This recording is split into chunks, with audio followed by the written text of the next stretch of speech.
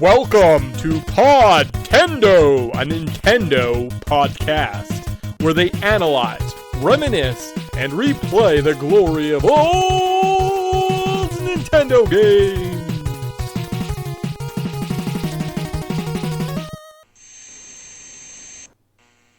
Return to those thrilling days of yesteryear with Dr. Mario 64 for your Nintendo 64. The puzzle classic returns with fast and furious Tetris-style gameplay. Stack the falling blocks correctly to clear the screen and make sure you zap those viruses as you go. The graphics are great and the gameplay grand. 1 to 4 players can go head-to-head in mind-melding mayhem. Make an appointment with Dr. Mario 64 for frantic, frenzied fun. Hey guys, welcome to the Podtendo podcast, where we analyze, reminisce, and replay the glory of old Nintendo games. So you can contact it on, leave us a YouTube comment if you're listening on there, or email us, podtendo@gmail.com.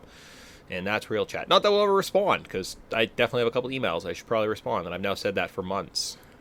Oopsie. But I am... We don't do this as a job. No, Come sorry. on, It's don't kinda make me work. It's kind of a hobby, and sometimes I just mail these podcasts in anyway, so why would I do anything else except with emails? Podtendo, it's a review retrospective Let's Play pop culture-y show. I'm your co-host, Nick. I'm joined by...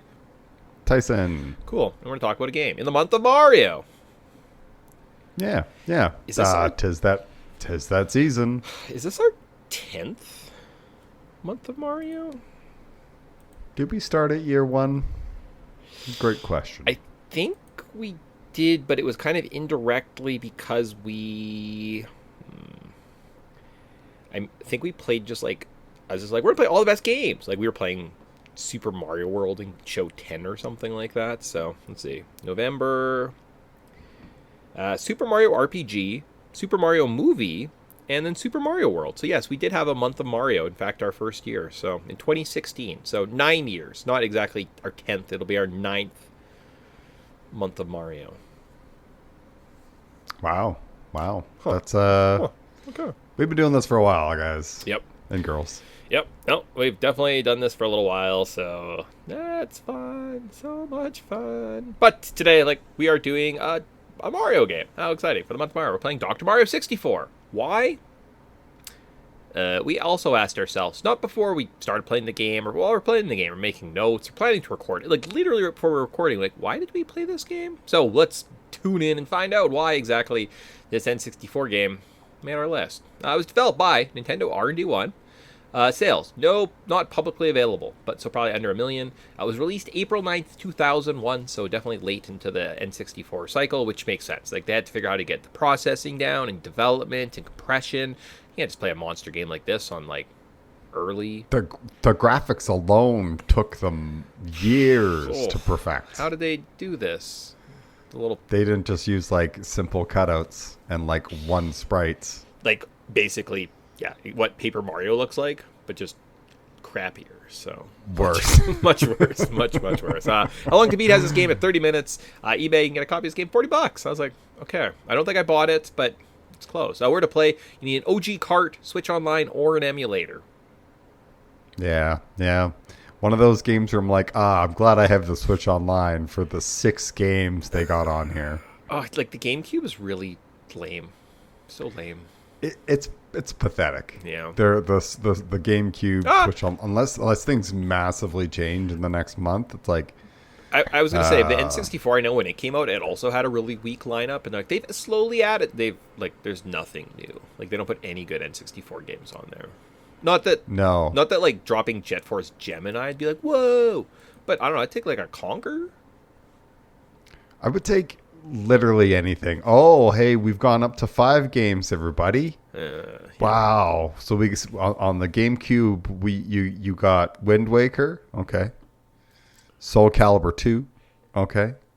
F-Zero GX, Chibi Robo, and Super Mario Strikers. And you'd think just for the fact that they are releasing this new system, it's kind of a new add-on, it's a new feature, they're trying to get their online subscription. Why wouldn't you drop Smash Bros and make Smash Melee for the GameCube available through online play?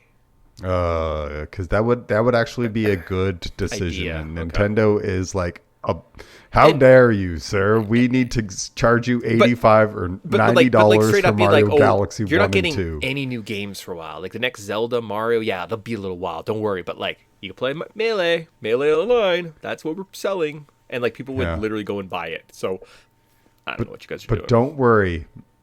Mario Prime 4 is coming. It may look like a GameCube game, but it's coming. Metroid Prime, not Mario Prime. Yeah, Metroid Prime 4. It's coming, and it may look like a GameCube game, but it's going to be there. And but it's got a motorbike. You're like, this looks terrible. Yeah, it does. I know. As a big Metroid fan, I'm like, and I loved Metroid Prime. I'm like, that just isn't doing it for me, guys. I'm sorry. That's too bad. Maybe we'll find out next year. Maybe Metroid Prime falls off after the second one. I don't know. Tune in 2026. Yeah. Well, who knows? No promises. Who knows? But what I can promise you, though, is we're going to travel back in time right now and jump into our patented Wayback Machine, travel back to April 9th, 2001, and just say, what does the pop cultural landscape look like? And be like, what was going on? Why didn't I go and get Dr. Mario 64? I don't know. Maybe it'll jog something. So, shows that were released in 2000. We saw 24. The very first season of Survivor appeared this year. The Sopranos started. Friends and Smallville all began. Our Friends was just going, I guess. Probably didn't start. Okay. Yeah. So a lot of people are watching some TV. Yeah. Uh-huh. Yeah. Yeah. Yep. Cartoon-wise... Nothing that I would go back to, but... Well, cartoon-wise, you'd be like, the Invader Zim, Samurai Jack, and SpongeBob SquarePants all started this year. All right. Well, I'm probably watching some SpongeBob. Yep. Singing the song. That really Samurai annoying Jack one where he's just like, for 5 minutes, he's just walking down the street and he's like doing weird stuff with his arms. Remember that SpongeBob? Yeah. That is an actual joke episode. That's just a walk cycle. SpongeBob lied to us, and it's like, oh, just so you know, here's the true lost episode. It's like, oh, okay, right. And then he undoes everything. Yeah. I couldn't tell. Told you more lore than he just walks for a while, and I was like, I hate this show. It's wasting my time. Top movies from April 9th, 2001.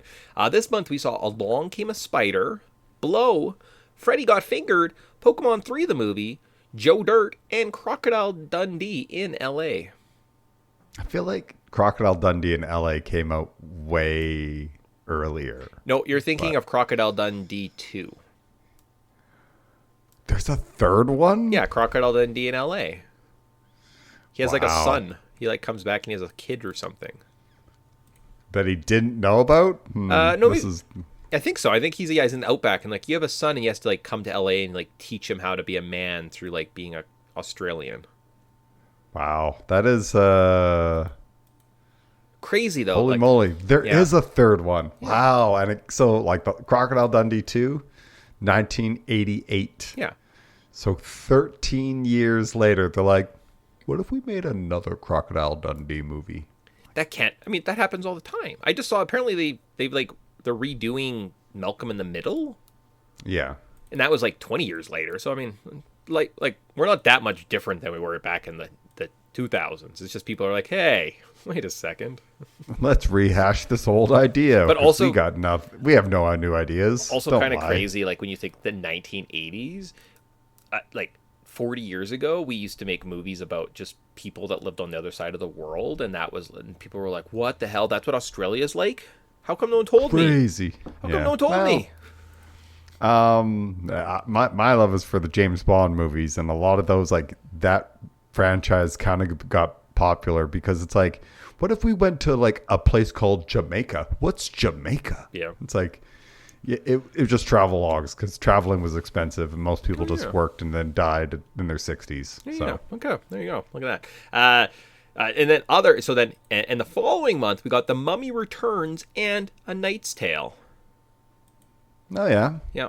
So I remember the Freddy Got Fingered commercial. I remember seeing The Mummy Returns. I was actually thinking, you know what we should have done? Well, I guess maybe around this time we could have started. I definitely should have had like a wrestling segment. Like this month on pay-per-view, this was the main event for wrestling. Because we definitely would have been like, yes, I remember when you made me watch Chris Benoit fighting Perry Saturn for the U.S. title. And you were like, this is so important. Give me $20. Oh, yeah. Oh, okay. Because we heaven forbid you miss whatever random hodgepodge of a name. Unless it was WrestleMania or the Royal Rumble, it's like, we're going to call this Slam-tastic Town or some crap. It's like, yeah, what was stupid. They literally just had some... What was the last wrestling pay-per-view? It was literally called, like, the Great Slamboree or something. Yeah, okay. Top video games released in April of 2001. This month we got Kirby's Tilt and Tumble and Spider-Man. And yes, yes, the first one on, like, the PlayStation 2. Yeah, that's fine. I mean, it gets you there. It gets us to It gets us to Spider-Man 2, which is the much better game. So baby steps, yeah. Very steps. much so. Okay. Now let me know what the pop cultural landscape looks like, though, from April 2001. Let's look at the development details of this game and see how Dr. Mario 64 came to be. So when I think of Dr. Mario... Oh, God. I used AI to write these stupid notes again. God, son of a... I think of tossing colorful pills to kill viruses in a bottle. By 2001, Nintendo decided it was time to give the formula a fresh coat of paint. Enter Dr. Mario 64. Developed by Newcomb under Nintendo's umbrella, it took the original 1990s NES/Game Boy concept and enhanced it with multiple modes, playable characters, including Wario, and a light story mode. It wasn't a major overhaul in mechanics. You can still drop capsules and bottles and match colors, but the addition of story mode versus multiplayer and up to 4 players, Flash Marathon score attack modes, and more really expanded the package. Interestingly, the game released in North America first and didn't see Japanese standalone release. The first Japanese availability was part of a Nintendo puzzle collection for the GameCube in 2003. So what you're playing is a refined version of what came before, not revolutionary, but polished and surprisingly robust for a puzzle spin-off in the Mario universe. Yeah, I can tell AI writing nowadays because it's like. So what you're playing? It's like, don't talk to me like that. So stupid. Don't talk to me like you're a person. Okay, AI. well, I know you're maybe in the future maybe I go back and I like change some of the wording. Fine. It's fine. Or we just keep doing it this way and like, we make fun of AI. I think that's also the solution. So I like that one. I think that's the best solution. But yeah, like I'm surprised that there was no standalone Japanese game. Like I figured that like the reason they made Dr. Mario games is because it was a big puzzle game in Japan, not North Americans just love this stuff. They love just turning learning like little things and dropping them. They love a Tetris clone or a Columns clone or no, very much. Good times. I mean, by this point they were playing like Pokemon Puzzle League, I think exists. Go play that game. It's a much faster, more high... Like, I don't even know how to play Puzzle League, to be honest with you. I just lose the first level all the time, so... Pokemon Puzzle League. Do we play Pokemon Puzzle League next year? Yes, we do. Yes, we do. But the controls for at least Dr. Mario, while we're still in this game on hand. Use the N64 controller AB to rotate the fallen capsules, left stick to move it horizontally, and the Z or C button to drop it faster. The aim is to align 4 or more of the same color capsules, halves, and viruses in horizontal/vertical lines, which clears them. That was from Ultimate Pop Culture, in case you needed a reference. Modes like Flash, clearing Flash viruses, Marathon, never-ending virus rise, Score Attack, 3-minute high score, add variation, and up to 4 players. You can have multiplayer, which includes battle mode, teen mode, and good for parties and chaos. Yeah, I mean, it's your standard kind of puzzle game at this time. A bunch of similar varieties. I mean, it does the job. This would be a game like when you go to Blockbuster, and if you mix this into like mix this in part of the rentals and grab some pizzas. And See, had some I was friends, thinking it would only be good times. as like a Blockbuster. You find this game, it's $20, and you buy it, and you're like, yeah, it's kind of like a weird puzzle game I play once in a while, but I don't really look at. But it was like nothing, it was like a couple lawns I cut and paid for this game, so it's fine. More than if you paid like $80 for this game, you'd be like, ugh, this sucks. Oh, it'd be devastating. Yeah. It's 2001. I could play Spider-Man. He fights the Green Goblin. It's true. In that game, you punch him. Yeah, and then there's like some web slinging. And at one point, it's definitely not janky. Yeah, no, definitely not at all. Is that the one where you have like bowling too, or is that in the second one? One of the mini games is like you can go bowling and you like swing down the alley and try and knock over pins. No, I do not know. Okay, I do not know. Well, we're gonna get there soon. Weird kind of zones where like, we have a game. Plus, we also have these weird mini games. So Spider-Man just bowls for no reason. Okay, cool stuff. The first memories of this game. So I have never heard of this game before. Yeah, cool. I know I did find it once on my hacked N64 cart. Played through it. Like the story mode's very fast, guys. It's like 5 scenes, and you're like, okay, cool. I play a lot on the NES version, still on my Switch Online. Well, not at the moment. Maybe take a little bit of a break here, but that's it. I don't know. Just kind of wasn't there. You? Any first memories? You secretly play this before? I feel like I've seen the cover to it, but that is as much as my memory goes. When you're like, oh yeah, it's like a purple background. Sure. Well, and it's Dr. one of those Mario ones too. Yeah, like we didn't play it. You never had exposure. We didn't have it on the Game Boy or the NES, right? Or even I think they have maybe a release on the Super Nintendo. Regardless, like we had that nostalgia from, an earlier Dr. Mario. You see this, you're like, oh, cool, now I'll buy this. But yeah, just going cold into this Dr. Mario puzzle game, you'd be like, no, thank you. Yeah, like I remember the box art, and that is it. We didn't really get into Dr. Mario until we replayed it for this game, and then we played it like the original, and we were like, "Oh, this actually has some fun things to it. Yep. It's an okay little game." So, yeah, no, it definitely holds up. Something we found a little bit later, and actually probably within the last few years of just playing this podcast. So, from there, the story of Dr. Mario. So in story mode, titled Dr. Mario and the Cold Caper. Dr. Mario, or if you choose Wario, works in a lab in the Mushroom Kingdom Hospital during flu season. Using his mega vitamins, he fights viruses, but Wario wants to steal the vitamins to get rich. They chase after a mad scientist and Ruby the Clown, who have snatched the mega vitamin, journeying through the creatures from Wario Land 3. And that's why we played this game. If you complete the game without continues, you unlock a final boss, Metal Mario for Wario, or Vampire Wario for Dr. Mario. Yeah. It is the simplest story. Like, it is a couple paragraphs, cutscene, like a paragraph or two, cutscene, and it's literally like, Dr. Mario's going out helping people. Wario sees them. I'm going to steal those mega vitamins. And like mad scientist steals them. And then they chase after him until the end where the mad scientist gives the meds to the clown. I don't know. It's pretty thin. I feel like you could have hired a writer. This is like, man, a kid in grade 6 can write more of a story than this one got. Not put together. Like, you're literally just, you run down the beach and you slip on an octopus and you fight them in Dr. Mario. And then you go to the next area where a little Caterpie gets you. You're like, oh no, not a Caterpie. Yeah. For some reason, there is reference, like I said, to Ruby the Clown, the boss from Wario Land 3. And most of the enemies actually are referenced from Wario Land 3. And if you go back and listen to our Wario Land 3, guys, I don't know if you remember, but like, there's no walkthrough. The walkthrough is a picture, and the picture like shows you different. Like, once you unlock an ability or you, like, unlock a key, it, like, changes a door in a different level, and you can go get a key from a different level. But it's like a flow chart, less so as a direct route. It's just absolutely one of the most bonker experiences I ever had. I don't think it was great, and I don't know why we were like, oh, we should play Dr. Mario 64 next year. And I think that we said that, and that's why I made the list, because we're like, oh, because it talks to Ruby the Clown. We can come back and visit this guy.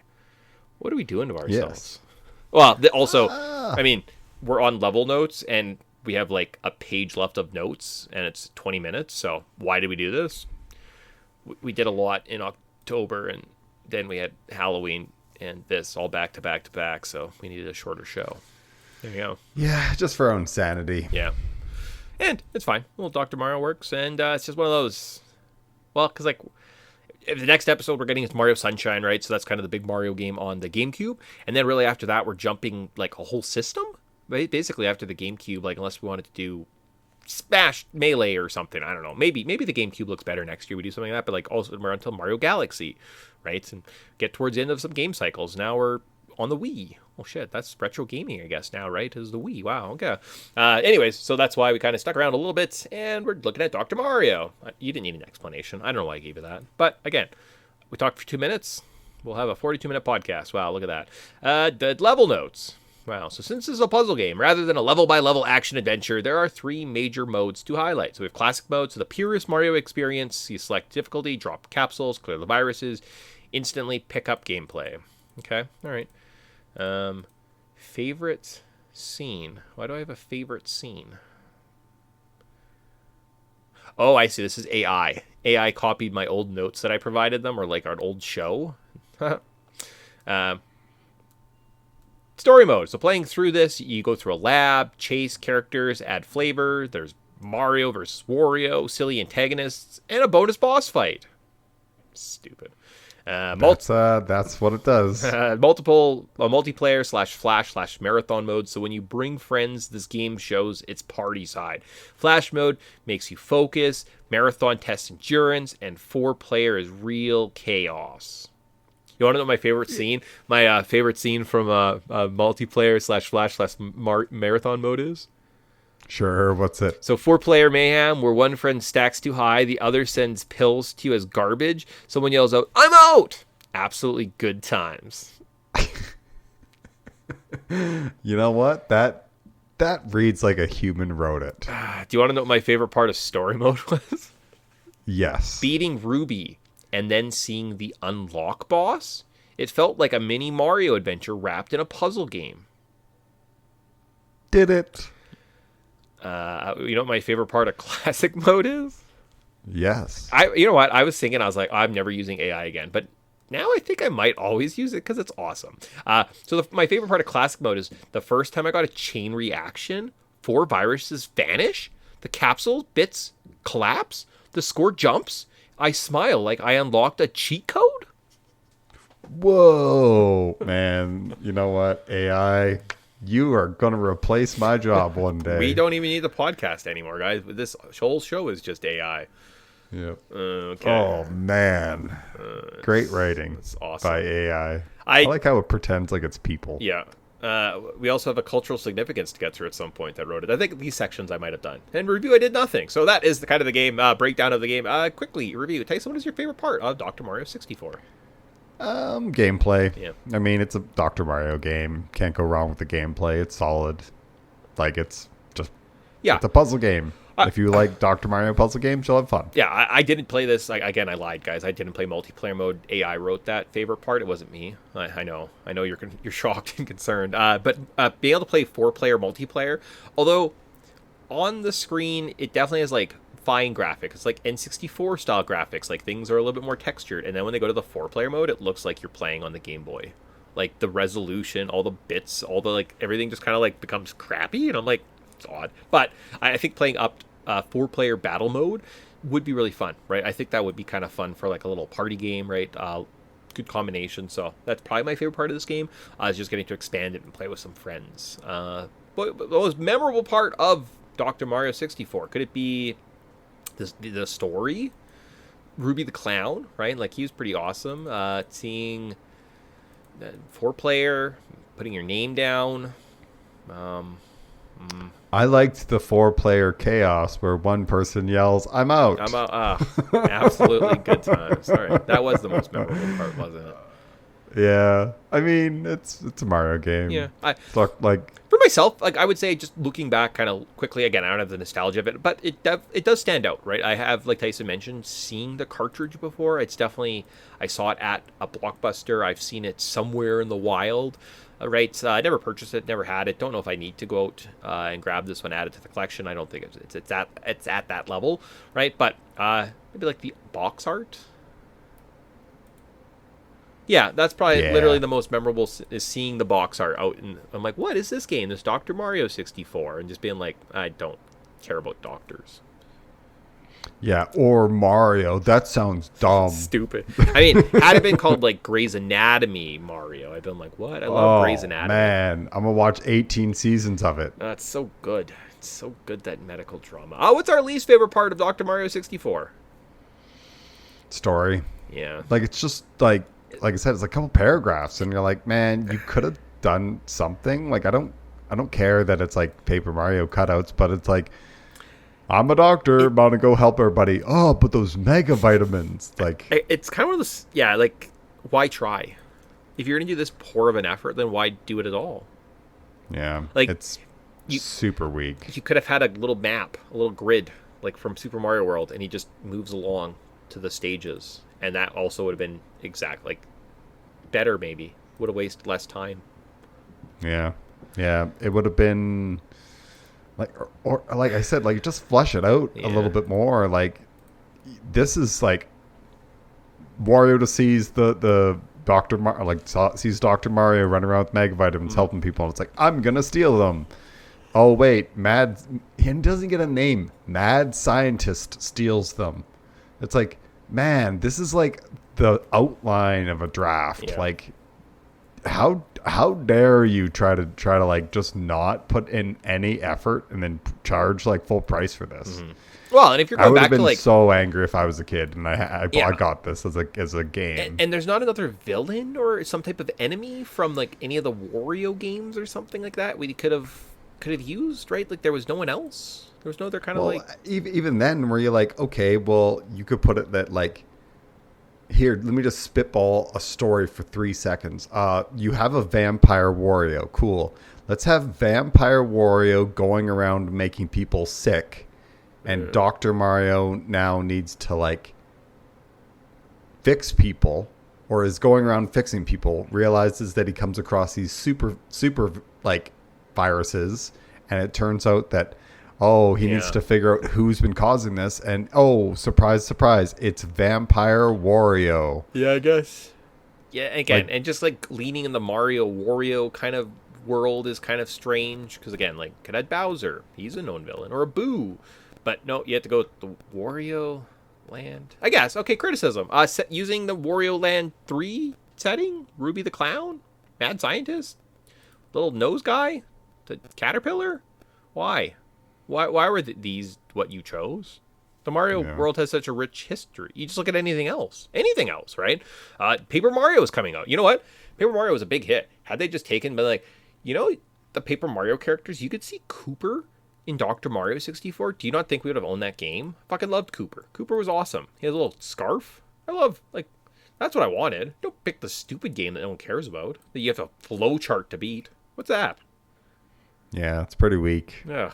That's my criticism, is like, that's the lore you chose from. Like, I'll be honest with you, I respect the hell out of the decision because it's fucking weird, but like, what were you thinking?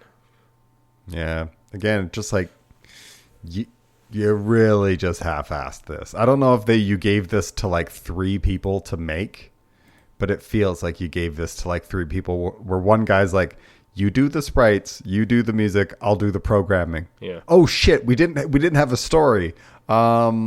It's fine. I'll just hand it to my 6-year-old and he'll give me something. Like, stupid. Yeah, very, very stupid. Cool. That, though, is praise. A final praise before we end our review. I don't know. I don't know if there's much to like elaborate on in terms of like Tetris and puzzle games, right? Like, you kind of just get like, this is a game, and you're like, okay, that's it, right? I'm even thinking the next entry, I think we see Dr. Mario DS or something like that, 3DS. There's a copy, and it's like the Luigi edition, and the difference there is all the pills come in L's, so that they all come down. So it changes the gameplay a little bit, right? So I guess that was like revolutionary. I just don't know how you change this game. I don't know. It seems unnecessary. So my final praise, I'm glad that it exists and 4 people could play Dr. Mario because I like Dr. Mario, but it doesn't really get you very far. So yeah, I mean, as far as a puzzle game go, like, I like that there is a story. I wish that there was more of a story. Like, yeah. I like the outline and the concept, and like, it's not broken. It works. It's fun. Like, as a Mario 64 game, it's good. It's good. I just wish that it just like pretty thin. And I was like, you have the Mario IP, you could easily do something with this, but they just didn't. And I guess like I wish that they would have, because like you have, this game has lots of potential. I just wish it kind of like lived up to that potential. Sure. Okay, cool. Ending. So unlike a Mario platformer, there isn't a big castle explosion. You clear the viruses, chase the villain, what's stolen is recovered, and you unlock the special boss character if you meet the criteria. Mario saves the day again, and you flip off... What? And you flip off a bottle of Mega Vitamins? Really? Flip off? Flip off. That's not how I would write that, but... Like you finger it? Like you flip off? It's satisfying on its own low-key way. Well, that was my favorite part. I forgot when Mario was just like stood there and was just like, fuck you. Yeah, just like absolutely just did the 90s thing, just started swearing at this. He's got bottle his backwards of like red Yankees hat. Has got like Fred Durst baggy pants, just fucking like fingering. And I'm like, I guess we all had attitude back then. Good, cool. Thanks, Mario. Yeah, classic. Yep. Classic. Y'all looking at this shit right now. I don't know any Limp Bizkit lyrics, so I can't make a Mario joke. So yeah, LMP. Something. Okay. Oh yeah, Limp Bizkit. Cool. Current thoughts. Apparently, I like this game. So I wrote, I like Dr. Mario. The story's fast. Reminds me of Wario Land 3, which was a bonkers game. And yeah, I know that was a criticism, but again, kind of like it. Kind of like that. You're like, of all the games you can choose. Now, whoever you want, guys. Again, we'll trust you. What kind of lore do you want to base this on? And he's like, Wario Land 3 for the Game Boy Color, please. Okay. I respect it. Let's do it. Like, even just doing, like, Mario Land 2 or something for the NES, right? Like, just go and do Wart and those guys. You'd be like, wow, nostalgic. But this is just like, no one played Wario Land 3. Yeah, that game barely sold anything, if I remember correctly. Like, yeah. Unless this was like literally handed down, being like, you have to use this, okay, this spaces. All right, I'm the Nintendo guy. I'm doing this bunch of stuff. We have 1 meeting. We got Wario Land 3 over here making it. You guys are making Dr. Mario 3. Okay, you're just gonna combine the map notes. That's it. I'll approve this. 1, 2, 3. Okay, go. And he's like, I guess we have to make our game based on your game that you're currently making. And I'm like, okay. Sure. Huh. Cool. Sure. All right. What would you change? Or wait, what are your current thoughts?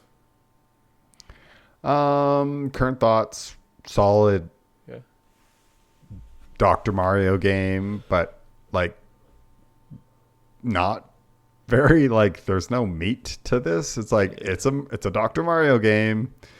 This game, if it was released today, should have been like $10 or $15 because there's just nothing to this game. Imagine paying full price for this. I would have been pissed. I was gonna say, nowadays if it was released, it would be $100 because that's what games cost nowadays for some reason. Ugh. What would you change? Can you make the 4-player screen better graphics? Yeah. Like, I think the NES actually is rendered better than what you get in the 4-player mode. And it's kind of neat, but why? Yeah, I didn't look at it, but okay. Well, in the story though, when you're playing along, you get to like the 4-player. You didn't get to the point where you played. Oh yeah. It does look pretty bad at that point. You're like, why does it look shittier? Are they doing a thing?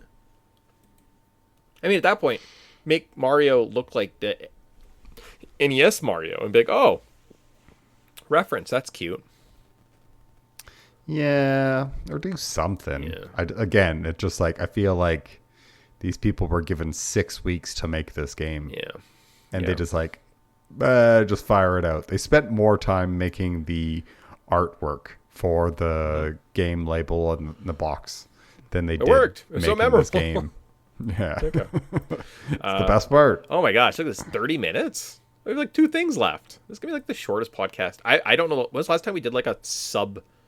It's okay. I got some stuff packed away because you mentioned some stuff, and we'll go off on a tangent after we get.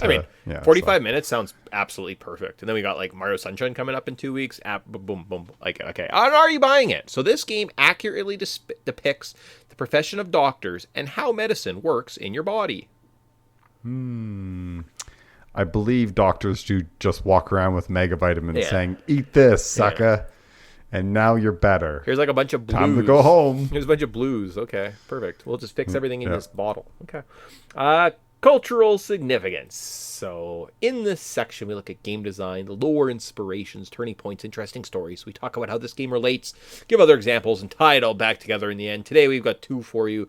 We have how Dr. Mario 64 polished the puzzle formula, and when Mario hung up the overalls and grabbed the stethoscope. Those are our 2 AI clearly written paragraphs I'm going to read. Wow, it's fun. Okay, puzzle games had already been around for decades, but Dr. Mario 64 showed how a franchise could take a simple matching concept and layer in roster variability. Because it'd be Mario or Wario. Multiple modes, a party-friendly multiplayer. It didn't reinvent the wheel, but it did become a benchmark for solid Mario puzzle games with depth and social play. It bridged single-player precision with multiplayer fun, making it a go-to for groups and solo alike. I really think that is you not- could have just Is not... accurate. No, that's wrong. Yeah. That did not happen. Yeah. No one played this game. No, I was gonna say what they should have just done is like in a Mario Party game is have a Dr. Mario themed mini game. No, but you would have lost $80 per copy of game you bought. It's true, and I'm sure they sold thousands of these, maybe even Yeah, hundreds. I could see it. Yeah. So, yeah, sure, AI, sure. This is definitely making it a go-to for groups and solos. Yeah. Oh, AI. You are just the silliest little guy, aren't you? I wonder what he says when he says Mario hung up the overalls and grabbed the stethoscope. So let's face it, Mario is a doctor. Throwing vitamins at viruses? It sounds absurd. Dr. Mario 64... Delightfully so. Oh, sorry. It's delightfully absurd. Yes. Dr. Mario 64 is the moment when Mario said, I could rescue princesses, sure, but also, I will cure your flu, you little red blob. What? The game is kooky, competitive, weirdly charming, and yet smart. It's Mario's side job turned worthy staple, and it reminds us that Nintendo spin-offs can have serious game juice, even when the protagonist's toughest enemy is a virus. Man, that is the most fluff I've ever seen AI spit out. Yeah, like it's clearly just an excuse for a puzzle game, and they were like, Yeah. let's just rip off Tetris, but how do we make that work, Mario? I don't know. I mean, he's a doctor. I mean, it was that. I mean, if I was to write the notes, maybe I would have done like Mario Sport Side-Off Battle Royale or something, and Tyson would have told you that he really likes Mario Golf, and then it would have been Mario Golf and Soccer, and that's... So, wow, Tyson, you're... I don't know. I just don't know. What do you have? What do you have going on? So you talked about wrestling. Oh, yeah. Okay. Let's go on a side tangent of wrestling. Okay. I pulled up pay-per-views in 2001. Okay. So I'm gonna also find just WWE pay-per-views 2001. I'd like a visual here, so I'll just see if I can find a list for Sure, us. sure. Perfect. Oh no, this one isn't. Yeah, perfect. Yeah. So January, Yeah. 2001. Royal Rumble. We get the Royal Rumble, Yeah. obviously. Yeah. Standard. February, No Way Out. I would have said No Way Out. Yeah. That would have been. What year are we? 2001. What 2001. What WrestleMania is this? 2000 X7. X7. Okay, yeah. so that means the main event is Triple H and Stone Cold in like a 3 stages of hell match. And Close. And The Rock defended his title against... Who did The Rock beat going into WrestleMania? Kurt Angle? Still around at this time. No. Going into WrestleMania? Yes. So Kurt Angle versus The Rock for the WWF Championship. Boom. Okay. Then we get to WrestleMania X7. One of the best ever. I will say that is the best ever, yeah. Yep. Classic. Let's can I pull up a list here? Major matches. Rock versus Stone Cold Steve Austin for the WWE Championship. Famous heel turn. Austin sides with Vince to win the championship. We had Undertaker versus Triple H. In kind of a one-off match. Undertaker went over there. We saw Chris Benoit versus Kurt Angle in one of the best wrestling matches potentially ever of all time, although we can't talk about it anymore because of Chris Benoit. I don't even think it was for a championship. I think it was they were just going after. Jericho beat William Regal for the European Championship. Eddie Guerrero beat Test. Intercontinental, Nick? Intercontinental, okay. You're losing points here. Eddie Guerrero beat Test for the European Championship. Yep, there you go. Kane defeated the Big Show and Raven for the Hardcore title. Edge and Christian won TLC 3 against the Hardy Boys and the Dudley Boys. And is this the first tables, ladders, and chairs? Oh my! No, it's the third one. Oh, well, that's less important. Yeah, it was SummerSlam the following year. They did one just like it was a random episode of SmackDown. That's the one where Jeff Hardy was like hanging on the title, and then Edge like jumps and like spears him into the middle of the ring. That is an iconic moment that they used for years. And they're like, this is the greatest. Why did we put this on a Monday? And what was the other? Oh, Shane defeated Vince McMahon. I think that was like the other match. I don't know if you have the card. Yeah, I got it up. What did I forget? So we got X Factor, X-Pac, and Justin Credible with Albert defeat Steve Blackman and Grandmaster Sexay. That's a stupid match. You got Chris Jericho defeats Will Regal. Yep. Then you got Taz and the APA defeats the Right to Censorship. Yep. Okay. Which was the Godfather, Val Venus, Bull Buchanan with Steven Richards. Okay. Then you're right, Kane defeats Raven and Big Show. Yep. Then you got Eddie Guerrero with Perry Saturn defeats Test. And then Kurt Angle defeats Chris Benoit. China defeats Ivory. Oh yeah. Okay. Shane McMahon with Linda defeats Mr. McMahon and Stephanie and Trish Stratus. Then you're right, Edge and Christian win the TLC match against Dudley Boys and the Hardy Boys. You also forgot the Iron Sheik won the last elimination against Hillbilly Jim. Okay, but like, I'll be honest with you. How were they still wrestling at that point? Well, like, I mean, 2001 though, like the Iron Sheik was popular in the 90s, so he's like a 50-year-old man, maybe. Yeah, but that's like that's the 10th match of this. That's in between the TLC and the Undertaker defeating Triple H. I mean, it's three. I'm seeing the timestamp as it was 4 minutes in length. So. Yeah, true. Yeah. Then Undertaker defeats Triple H, and then Stone Cold defeats The Rock. Like, I mean, I'll be honest with you. Outside of the Iron Sheik Battle Royale, okay, I'll never remember that. But like, and the women's match and the Right to Censor match in the first one, I was pretty dialed in, right? Huh. I mean, yeah. I might have only have watched this pay-per-view like 1,000 times. So. Yeah. But yeah, that one's I'm surprised we missed that one. It's April. That means it's WrestleMania. Right. Come on now. And this one we would have got double one because I'm looking at the list. April 29th, we see Backlash. Wow. So the two-man power trip, which was Stone Cold Steve Austin, the champion, teaming up with Triple H, went up against the Brothers of Destruction in a winner-take-all match for the tag team titles, the WWF Championship, and the Intercontinental title. Oh, cool. Yep. And that one you got Jerry Lynn defeats Crash Holly. Lita defeats Molly Holly. X Factor defeats the Dudley Boys. Rhino defeats Raven. William Regal defeats Chris Jericho. Oh, they're just trade matches. Yep. I mean, Chris Benoit defeats Kurt Angle. And that one's 31 minutes. Sure. Yeah. That is a nuts one. Shane McMahon defeats Big Show. Come on. They were just using the Big Show for losses. He never won. I think that was the one where like he jumps off and like elbows him or something like that. That might have been that one where he like jumps off the screen and hits him. That might have been that one. But this year, if you look down the list, the Invasion. So WCW invades WWE later that summer, and that kind of like runs out the rest of the year essentially. Yeah. The terrible, and if you're ever interested and you're like, was it terrible?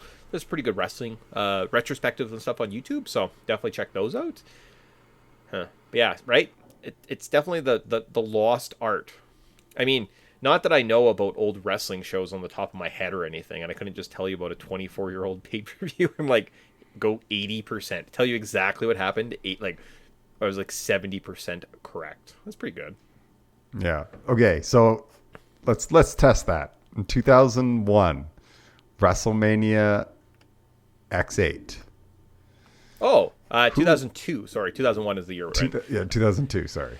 So that is main event is Triple H returning to defeat Chris Jericho to win the Undisputed Championship. The Rock beat Hulk Hogan in Icon versus Icon match. There you go. We saw Stone Cold Steve Austin beat Razor Ramon in a one-on-one match. Who did The Undertaker fight? That one, he fought Ric Flair. Yep. Yep. Very well done. Yeah, just a pointless. I don't like you. I'm gonna beat you up, Ric Flair, and that's kind of what happens. Tag team wise, what the hell was going on with the tag team division at that point?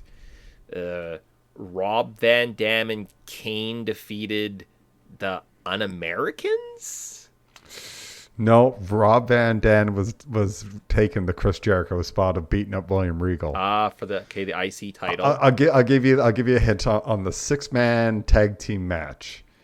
Rikishi's in it. Who did Rikishi? Oh, Too Cool? I got Scotty Too Hottie and Albert. Oh. Oh yeah, Too Cool. Yeah, at one point, yeah, I think they were Too Cool at that point. I think Albert just went with like Scotty Too Hottie, so.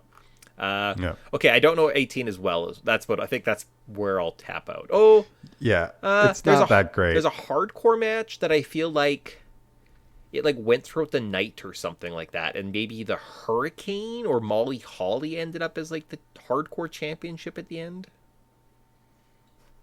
Must be. Here, let me run through it. Rikishi, Scotty Too Hottie, Albert. Maven was the Maven. Was yeah. yeah, okay. Maven defeats Goldust, and then when Spike Dudley pinned Maven. Okay. Sure. Yeah, sure. Huh. Yeah. 2018 or WrestleMania X8, not as good as X7. Well, and obviously you could tell, like, what do you think my favorite thing in the world was in 2001? Like, I literally used to watch WrestleMania X7. I had that on. I recorded it all. I probably watched it multiple times. I remember we had girls come over to the house once, and I made them watch wrestling with me. So, specifically, I was like, "You guys want to watch WrestleMania?" And they're like, "I guess." Okay. Cool. Not really. Yeah. We wanted to hang out and watch movies. And you're like, "No, wrestling. Yes, whatever. It's 6 hours long. You're gonna enjoy this. This is good stuff, guys. Look at this. Look at this wrestling. Look at this great tactical match." Okay, cool. So there you go. For a future, what do we call it? Wayback Machines. Could include wrestling events going forward. Fun stuff. Yeah, it's fun. We gotta test your knowledge. Like 150 shows in, we just remembered wrestling. Come on, what were we thinking? Silly us. Yeah, this could have been a whole spin-off show. Yeah. Sweet. But with that, I think that ends our show. Say goodbye. End of our first month of Mario. Very fast, quick game. We do have a big game coming up. Mario 60 or Super Mario Sunshine for the GameCube. I'm almost done it. I'm on one of the last couple of missions, so hopefully Tyson's kind of there, and we'll see you guys in a couple weeks, and we'll go through that fun title. Yeah, see you then. Awesome. Okay, bye guys. Bye everybody.